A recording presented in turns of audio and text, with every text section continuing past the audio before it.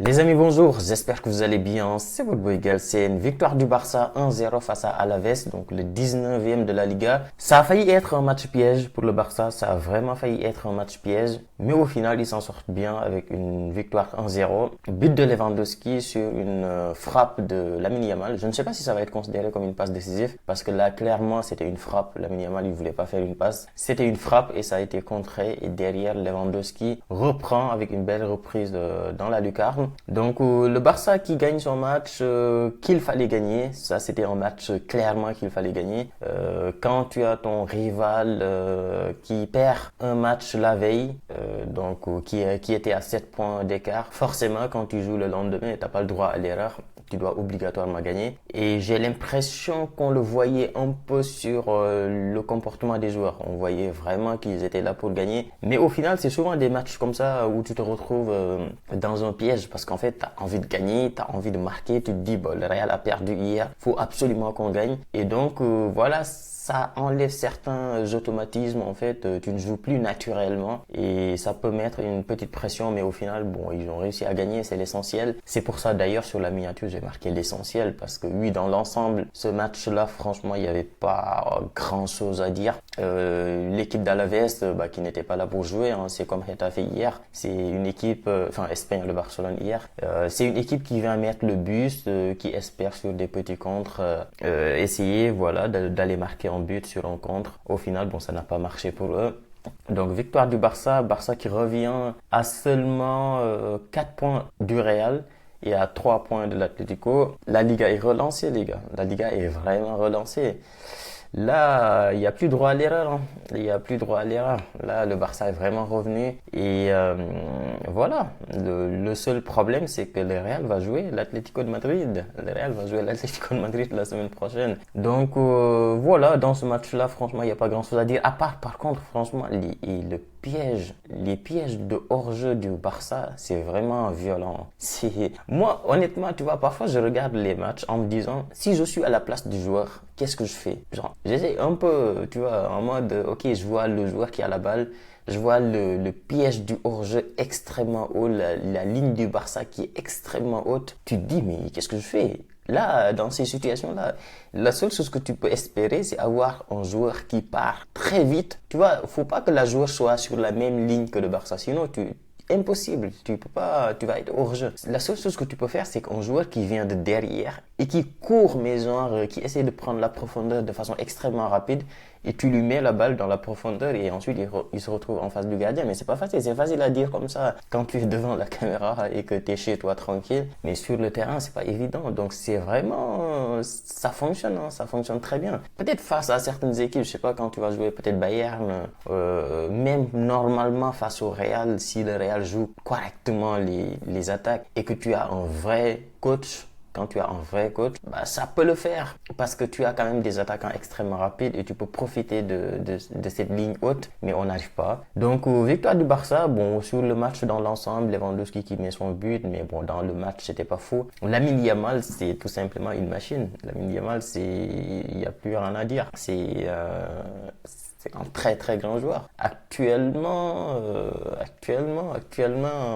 en Europe, Dembélé c'est très fort, Lamine Yamal c'est très fort, Rafinha c'est très fort. Bon, Mbappé c'est fort, mais je pense qu'il reste encore une petite chose. En plus, il a commencé vraiment à revenir à partir du mois de décembre, alors que Lamine Yamal depuis le début de la saison c'est incroyable. Lautaro Martinez à l'Inter, pareil, il revient là ces derniers matchs, il est pas mal.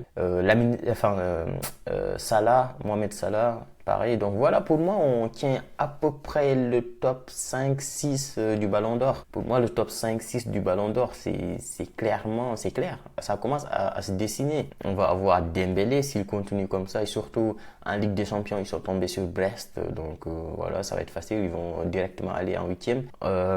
Pour moi, tu vas avoir Dembélé, Rafinha, Lamine Yamal, Mbappé, Vinicius, je sais pas. À voir d'ici la fin de la saison, mais peut-être oui les deux. Mohamed Salah Martinez, Lautaro Martinez, et peut-être il y a un joueur que j'ai oublié par-ci par-là, je sais plus. Mais en tout cas, ça se dessine parce que Lamine Yamal c'est très très très fort. Lamine Yamal c'est très fort. Franchement, on sentait que quand il venait d'arriver au Barça, enfin quand je dis quand il venait d'arriver, c'est quand il a commencé à jouer. On sentait que, tu vois, parfois il tentait pas certaines choses et je pense que voilà, il y avait ce truc-là de, ok, je suis jeune, etc. Tu viens de rentrer dans une équipe où à l'époque il y avait Dembélé, il y avait tout ça. Tu vois, t'essayes pas de tenter certaines choses, t'essayes de rester le plus simple possible. Mais maintenant qu'il sait que c'est le patron de l'équipe, maintenant qu'il sait que c'est lui le boss de l'équipe, malgré son âge, malgré le fait qu'il a 17 ans, il commence à montrer de plus en plus de choses. Il commence vraiment à jouer son football, à se libérer totalement et tout simplement à exploser son talent. Et ça va être violent, ça va être très très violent dans les années à venir. S'il continue comme ça et s'il a la confiance, s'il est épargné des blessures et que le Barça continue à jouer à un tel niveau, bah oui, ça peut faire très très mal. Parce que parfois tu peux avoir un talent, mais quand ton équipe ne va pas bien, t'arrives pas à exploser ton talent parce qu'il y a certaines choses que tu ne peux pas essayer faire. Tu vois, une équipe, je sais pas moi, une équipe du Real qui est complètement nulle, Vinicius, il va pas tester certains dribbles, il va pas faire certaines choses. Pareil, Rafinha, quand il est l'année dernière ou dans les années passées, avec un Barça qui n'était pas au top, tu vois, t'as pas la confiance et donc tu ne peux pas faire certaines choses parce que sinon les supporters ils vont dire mais il se fout de nous, on n'arrive pas à marquer, il est là, il fait des gris-gris. Alors que là, quand tu es dans une équipe qui fonctionne, une équipe qui marche et que tu as la confiance, bah, tu essayes de montrer le maximum possible ton potentiel. Et actuellement, Rafinha et Lamine Yamal, ils sont vraiment dans cette optique-là et ça va être violent. Donc ouais, ça peut donner en tout cas un joueur qui va être très très fort dans les années à venir et peut-être qu'il va gagner un, deux, trois ballons d'or, j'en sais rien. Mais en tout cas, ça va être incroyable dans les années à venir avec Mbappé, Vinicius au Real. Bon, même si Mbappé et Vinicius, ils sont un peu plus âgés que Rafinha, mais ça peut être pas mal. Donc pour cette Liga-là, bon, je sais pas qui va gagner cette Liga, j'en sais rien. Moi, cette Liga-là, maintenant, je regarde. Je suis un peu dégoûté pour le Real qui montre pas un beau football compliqué avec les choix de Carlo Ancelotti. Je sais pas, moi, cette saison-là, franchement, je suis en mode chill, en mode tranquille. Franchement, si on perd la Liga, je vais être un peu dégoûté, mais tranquille. Si on perd la Ligue des Champions, je suis là en mode c'est pas grave, on l'a gagné l'année dernière. On va se préparer pour l'année prochaine. Je sais pas, j'attends pas beaucoup de choses de cette année-là. En début de saison, oui, mais maintenant, quand tu vois un peu, moi, Carlo Ancelotti, il m'a dégoûté du football. Il m'a un peu dégoûté et ses choix me dégoûtent. Je regarde la composition du Real avant même le match, j'ai pas envie de voir le match.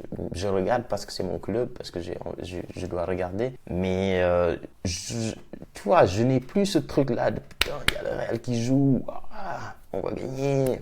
La belle composition, on va avoir de belles choses. J'ai plus trop ça avec Carlo Ancelotti, donc j'espère juste que quelle que soit l'issue de la saison, même s'il gagne la Ligue des Champions et la Liga, j'espère qu'il va partir parce que franchement c'est bon. Donc voilà les gars pour cette vidéo là, abonnez-vous, likez et nous on se dit à très vite pour une nouvelle vidéo.